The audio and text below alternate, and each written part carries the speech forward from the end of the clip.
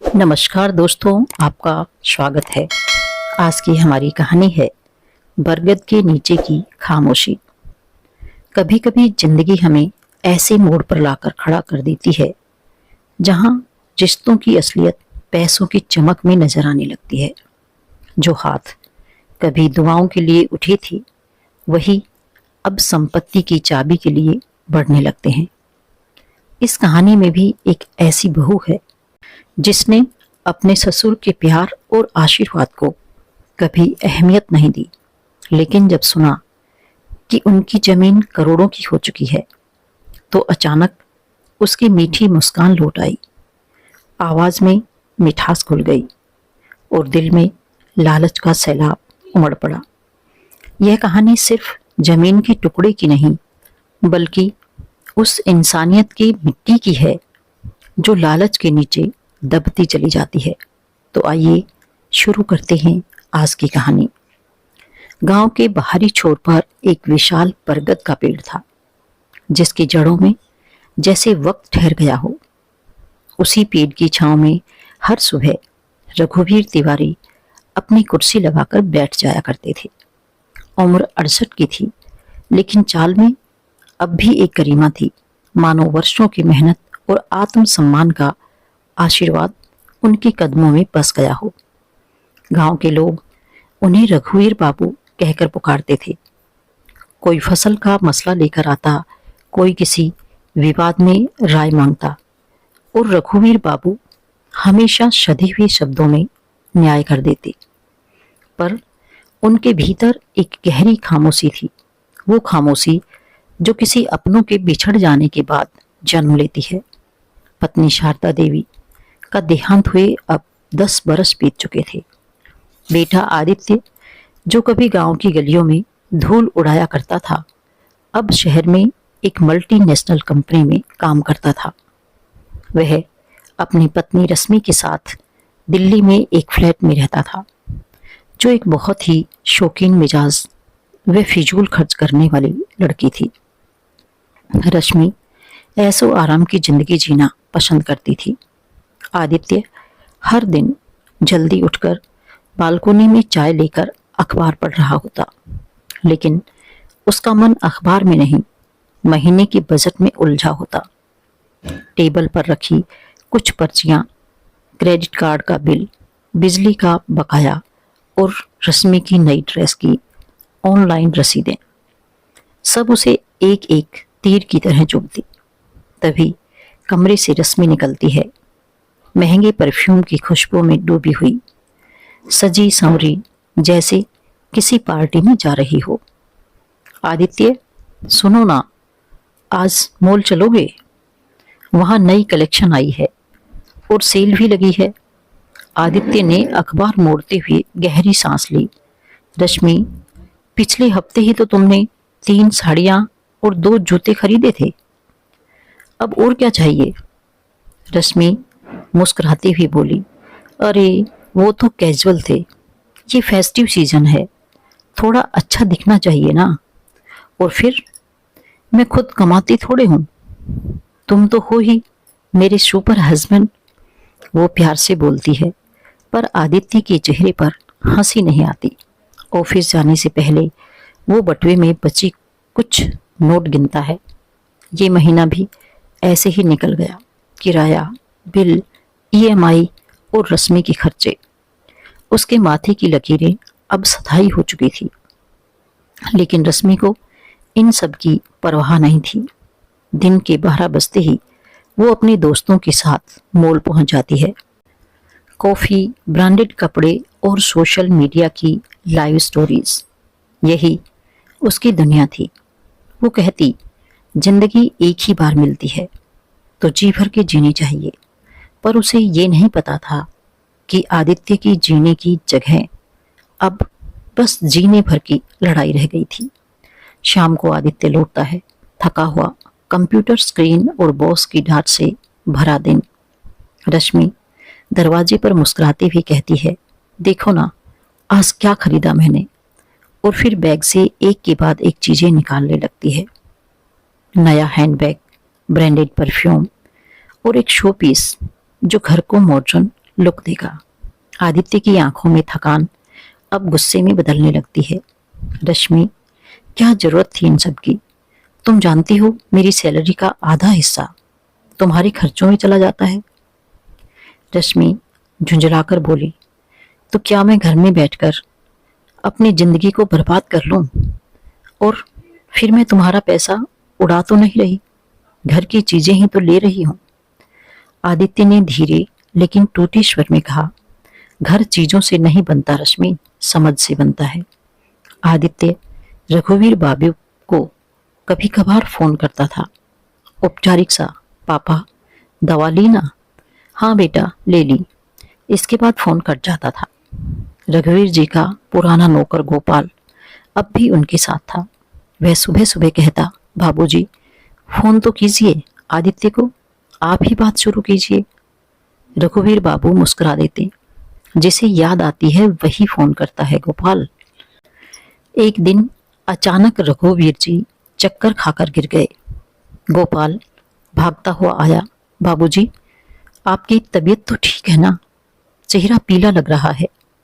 रघुवीर जी ने हाथ हिलाया, थोड़ा बुखार है, कुछ नहीं। पर यह कुछ नहीं धीरे धीरे गंभीर हो गया। गांव के वैद्य ने कहा, बाबूजी को आराम चाहिए। गोपाल ने आदित्य को फोन मिलाया, भैया बड़े बाबूजी की तबीयत ठीक नहीं है। उधर से आदित्य ने जवाब दिया, अरे गोपाल ऑफिस में बहुत बिजी हूं, अगले हफ्ते देखता हूं। रश्मि ने तो सीधे कह दिया, इतनी दूर गांव जाने की झंझट मोल लेने की क्या जरूरत है, डॉक्टर बुलवा दो वहीं गोपाल से। आदित्य का मन भी आधा अधूरा था। उसे अपने पिता की तबीयत से ज्यादा अपने ऑफिस प्रेजेंटेशन की चिंता थी। कुछ दिन बाद जब उसे किसी रिश्तेदार ने बताया, भैया चाचा जी अब बहुत कमजोर हो गए हैं, बस आपको याद करते रहते हैं, तब आदित्य ने अनमने मन से छुट्टी ली।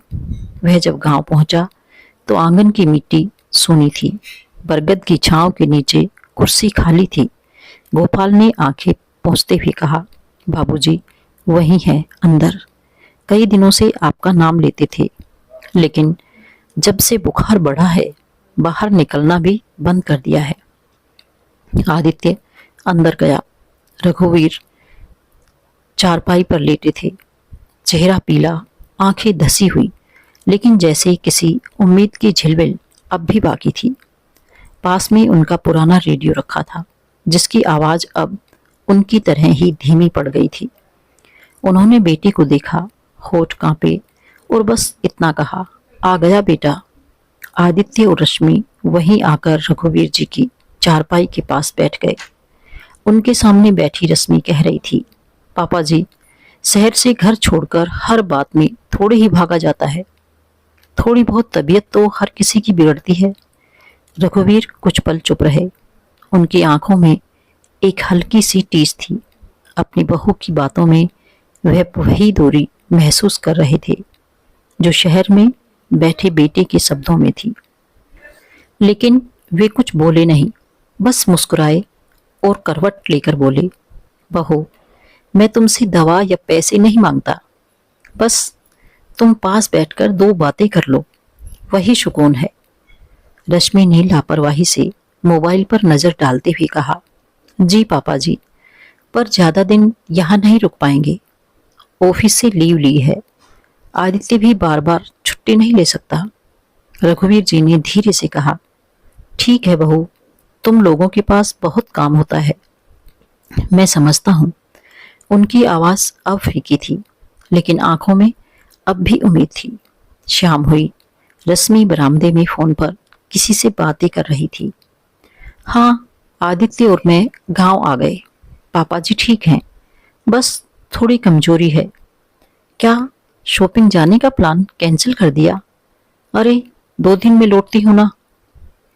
उसकी आवाज धीमी थी, पर अंदर बैठे रघुवीर सब सुन रहे थे। उन्होंने आंखें बंद कर ली। बरगद की पत्तियों की सरसराहट जैसे उनके दिल का जवाब दे रही थी। रात बीती और अगले दिन दोनों शहर वापस लौट आए। अगले दिन जब आदित्य ऑफिस से लौटा तो टीवी पर खबरें चल रही थी। तभी रश्मि का फोन बजा। गांव से रोहित तिवारी, आदित्य का चचेरा भाई था। भाभी, बड़ी खबर है। आपको मालूम है, गांव के पास जो डिज्नीलैंड बनने वाली है, उसके लिए जमीन अधिग्रहित की जा रही है। ताऊ जी की जो पुरानी जमीन है ना, उसकी कीमत अब करोड़ों में पहुंच गई है। शहर के बिल्डर पूछताछ कर रहे हैं। रश्मि के चेहरे पर हैरानी और उत्साह एक साथ उतर आया। उसने झट से फोन स्पीकर पर डाल दिया। क्या कहा? डिज्नीलैंड? जमीन के रेट करोड़ों में? रोहित हंसते हुए बोला, हाँ भाभी, गांव में सब यही बात कर रहे हैं। ताऊ जी की जमीन बिल्कुल उसके पास है। अगर ताऊ जी बेच दें तो राजा जैसी जिंदगी जी सकते हैं। कमरे में कुछ पल सन्नाटा रहा। फिर आदित्य ने आंखें चौड़ी करते हुए कहा, मतलब करोड़ों की जमीन? रश्मि, अगर पापा मान जाएं तो हमारी जिंदगी बन जाएगी। रश्मि ने चमकती आंखों से कहा, सोचो आदित्य, नया फ्लैट, कार, और मैं अपने सारे शौक पूरे कर सकूंगी। अब किसी चीज की कमी नहीं रहेगी। आदित्य जोश में बोला, और मैं अपना खुद का बिजनेस शुरू कर दूंगा। अब इस नौकरी से आजादी मिलेगी। दोनों की आंखों में अब सपनों का मेला था। लेकिन उसी पल आदित्य का चेहरा गंभीर हो गया। पर पापा ऐसे नहीं मानेंगे। उन्हें तो उस जमीन से भावनात्मक लगाव है। वो कहते हैं ये तो उनकी पहचान है। रश्मि ने धीरे से मुस्कुराकर कहा, तो फिर हमें भी भावनाओं से ही काम लेना होगा ना। थोड़ा प्यार, थोड़ी नरमी और थोड़ी चालाकी। उन्हें लगे कि ये फैसला उनके भले के लिए है। आदित्य ने उसकी ओर देखते हुए कहा, मतलब उन्हें यकीन दिलाना होगा कि ये सब उनके लिए है, जबकि असल में ये सब हमारे लिए होगा। कमरे की हवा अब ठंडी नहीं थी। उसमें एक अनकही लालच की गंध मिल गई थी। बरगद की जड़ें जैसे कहीं भीतर से करहा उठी। रश्मि ने आदित्य के सामने चाय का कप रखते हुए कहा, पहले हमें पापा जी का दिल जीतना होगा, ताकि उन्हें यकीन हो जाए कि बुढ़ापे में हम ही उनका सहारा हैं। बस फिर वो हम पर भरोसा करेंगे। आदित्य ने मुंह बनाते हुए कहा, मतलब पैर दबाने पड़ेंगे? रश्मि हंस पड़ी, अरे बाबा, बस दिखावा करना है। 2-4 दिन उनके पास बैठ जाओ, बढ़िया खाना खिलाओ, दवाई ववाई ला कर दो, उनकी सेहत की चिंता जताओ, और इतने में ही वो खुश हो जाएंगे। फिर धीरे धीरे जमीन की बात छेड़ देंगे। आदित्य मुस्कुराया, तो फिर उन्हें यहाँ बुलाना ही ठीक रहेगा। उसी वक्त रश्मि ने गांव फोन लगाया।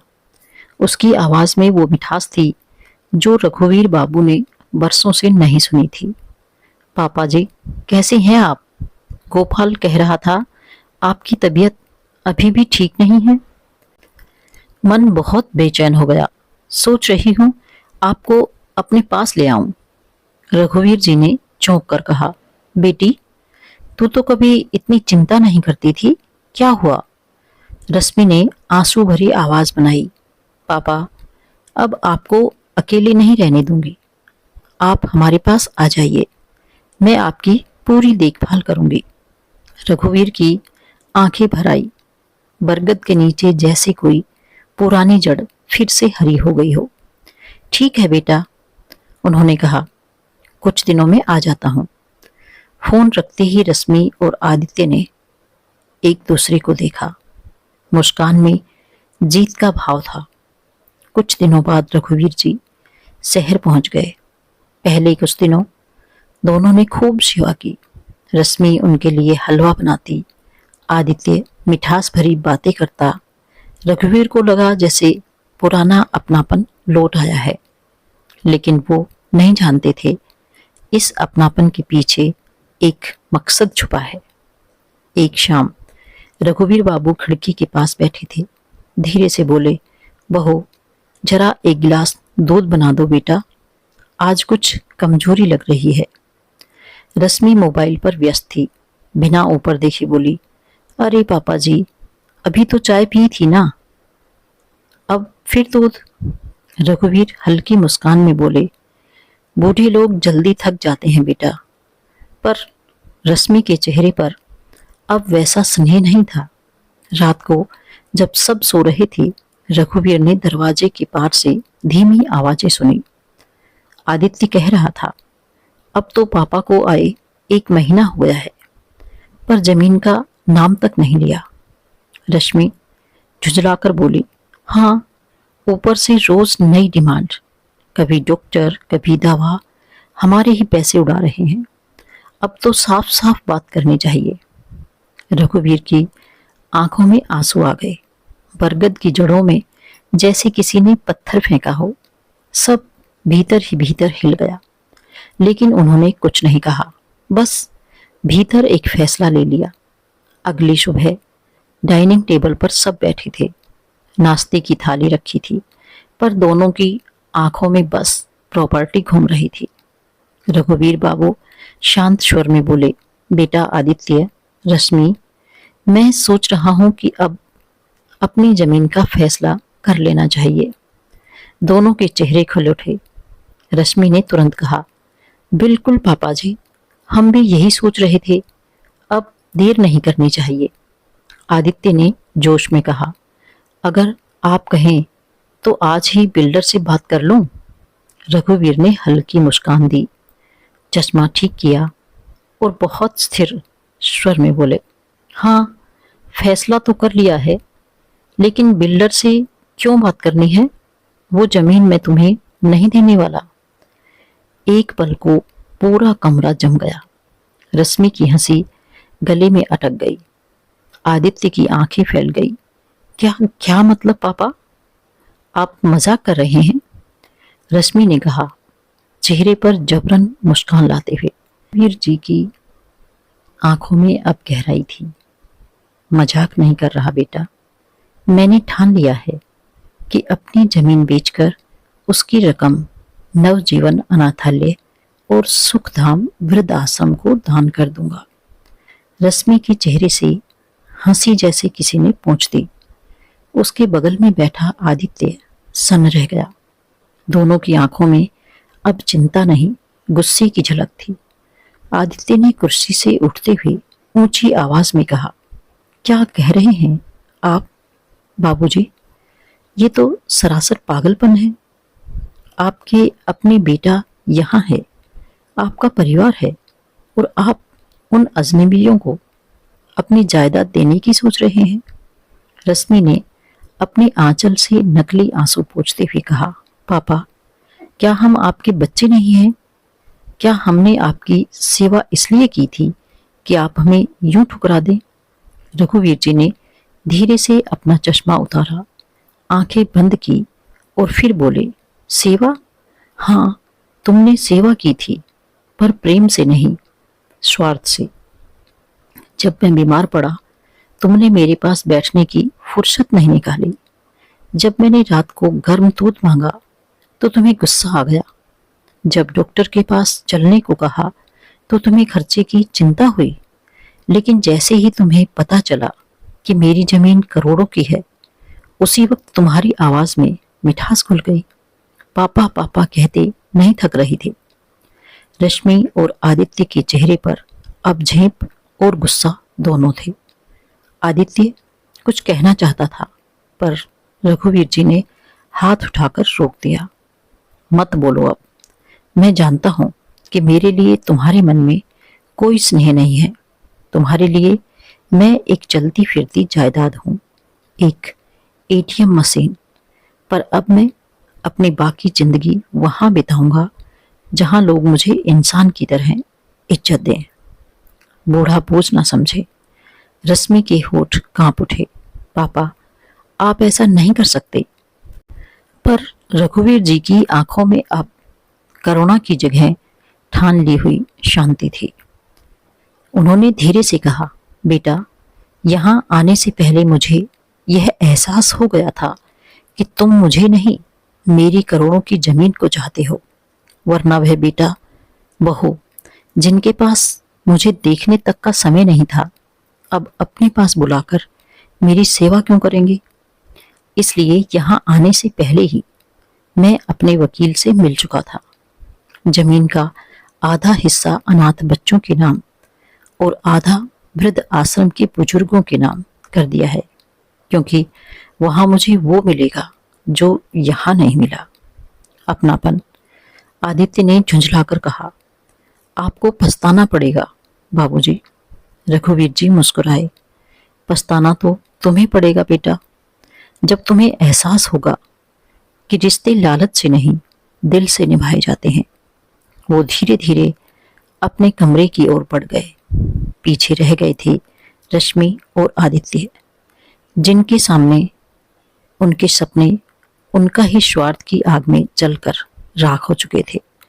यह कहानी बताती है कि कभी कभी जिन रिश्तों में हम सबसे ज्यादा भरोसा करते हैं वही सबसे गहरी चोट देते हैं। लेकिन आत्मसम्मान रखने वाला इंसान उम्र चाहे जितनी भी हो झुकता नहीं। वह अपने मूल्य, अपने बरगद जैसे अस्तित्व को फिर से स्थापित करता है। रघुवीर जी ने कभी सोचा भी नहीं था कि जिस घर के लिए उन्होंने सब कुछ न्योछावर किया, वही एक दिन उनके अपने लोग ही उनके दिल पर वार करेंगे।